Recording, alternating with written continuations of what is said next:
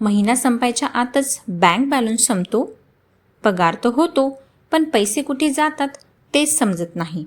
आणि जर तुमच्या मनात हा विचार येत असेल की अरे माझे वय तर अजून फक्त 25 आहे, सेव्हिंग करून काय करू, नंतर बघू, तर थांबा. तुम्ही तुमच्या आयुष्यातली सगळ्यात मोठी चूक करताय.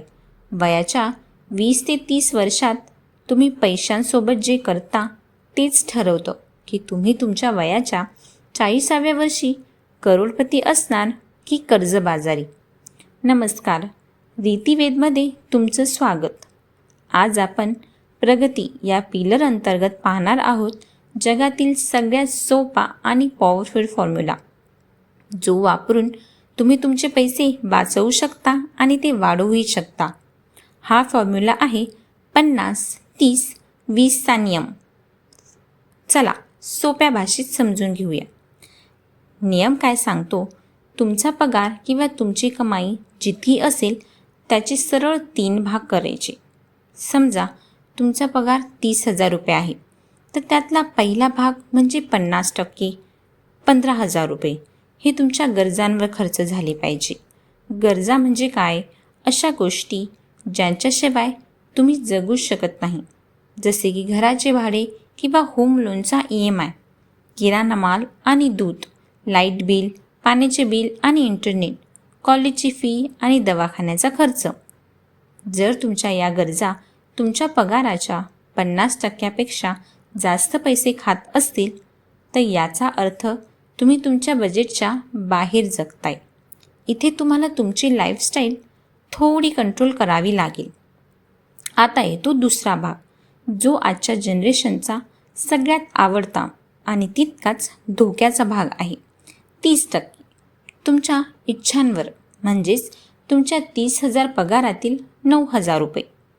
इच्छा म्हणजे काय?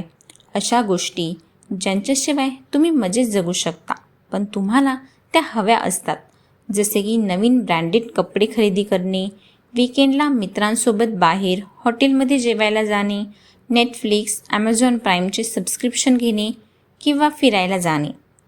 नियम हा सांगत नाही की एन्जॉय करू नका.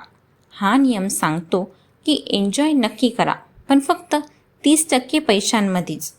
बरीच मुलं काय करतात? पगार झाला की पहिल्याच आठवड्यात 50 ते 60% पैसे इच्छांवर उडवतात आणि मग महिना अखेरीस मित्रांकडे हात पसरतात. ही सवय आजच बदला. आणि आता येतो सगळ्यात महत्त्वाचा आणि मॅजिकल भाग, उरलेले 20% म्हणजे 6,000 रुपये.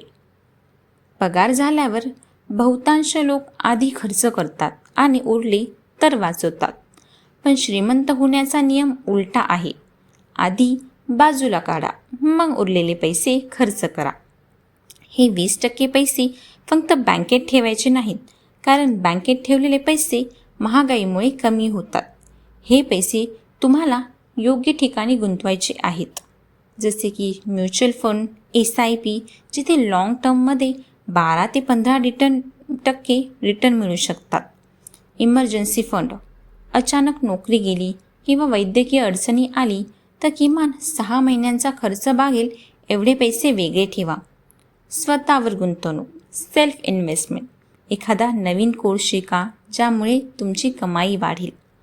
वयाच्या 20व्या वर्षापासून जर तुम्ही फक्त महिन्याला 3 ते 5,000 रुपयांची SIP सुरू केली, तर वयाच्या 40 ते 45व्या वर्षी तुमच्याकडे कोट्यवधी रुपयांचा फंड जमा असू शकतो. यालाच म्हणतात पॉवर ऑफ कंपाऊंडिंग. मित्रांनो, पैशांचे नियोजन करणे म्हणजे कंजूसपणा करणे नव्हे, तर आपल्या कष्टाच्या पैशाला योग्य दिशा देणे होय. हा 50-30-20 चा नियम आजपासूनच तुमच्या आयुष्यात लागू करा. सुरुवातीला कदाचित कठीण वाटेल, पण भविष्यात जेव्हा तुमचे मित्र पैशांसाठी स्ट्रगल करत असतील, तेव्हा तुम्ही आर्थिकदृष्ट्या स्वतंत्र असाल. तुम्हाला पैशांच्या नियोजनातील कोणता भाग सगळ्यात कठीण वाटतो? गरजा, इच्छा की बचत? मला खाली कमेंट करून नक्की सांगा.